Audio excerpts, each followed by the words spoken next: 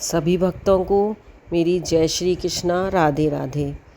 कल मैंने आपको सुनाया वैशाख महात्म्य का अध्याय 2।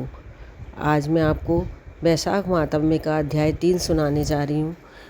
यदि हम सुबह नहाने के बाद, स्नान के बाद इस अध्याय को सुन लेते हैं तो हमें अत्यंत पुण्य की प्राप्ति होती है और भगवान विष्णु का सानिध्य प्राप्त होता है, उनकी भक्ति प्राप्त होती है। अब अपने गुरुजी महाराज और गणेश जी महाराज को याद करते हुए मैं तीसरा अध्याय शुरू करती हूँ। बोलो गणेश जी महाराज की जय, गुरुजी महाराज की जय। गजानन आनंद करो और दो सुख संपत्ति में शीर, दुश्मन को सज्जन करो नित जिमाऊं खीर। गुरु गोविंद दो खड़े काके लागू पाँव, बलिहारी गुरु आपने गोविंद दियो बताए।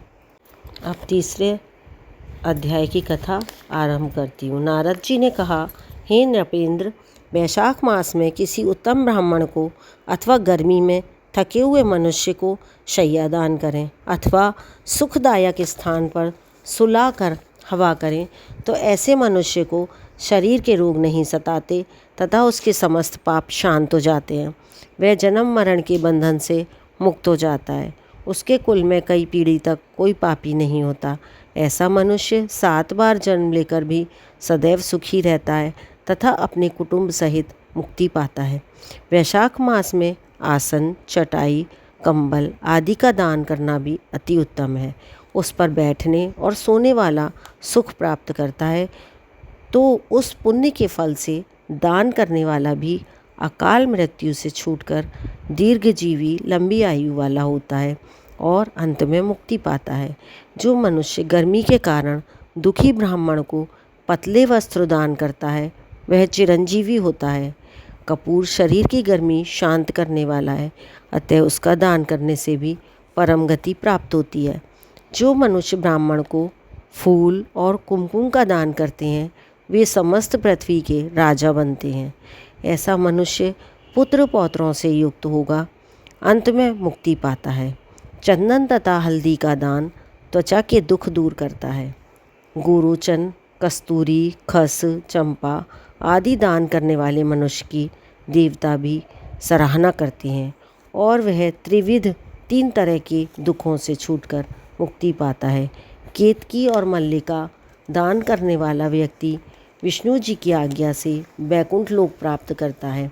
नारियल, सुपारी तथा अन्य सुगंधित पदार्थ दान करने वाला मनुष्य 7 जन्मों तक ब्राह्मण कुल में उत्पन्न होकर ज्ञानी बनता है। जो मनुष्य विश्राम गृह बनवाकर दान करता है उसके पुण्य का फल अकथनीय है, उसका वर्णन नहीं किया जा सकता, इतना शुभ होता है। जो मनुष्य यात्रियों के विश्राम के लिए मार्ग में बाग लगवाता है, कुएं खुदवाता है तथा तालाब, झोंपड़ी आदि बनवाता है वह अत्यंत धर्मात्मा होता है और उसकी संतानें भी उसी के समान धर्मात्मा होती हैं। सुपारी, नागवल्ली, कपूर और अगर सहित तांबूल का दान करने से यश, धैर्य और धन की प्राप्ति होती है। जो व्यक्ति शीतल पदार्थों जैसे नींबू का रस, मट्ठा तथा दही की लस्सी आदि ब्राह्मणों को दान करता है वह धनी और विद्वान होता है। चावल का दान करने से लंबी आयु मिलती है। शुद्ध गाय का घी दान करने से अश्वमेघ यज्ञ का फल मिलता है। मीश संक्रांति में ककड़ी और गुड़ का दान करने से पापों का नाश होता है।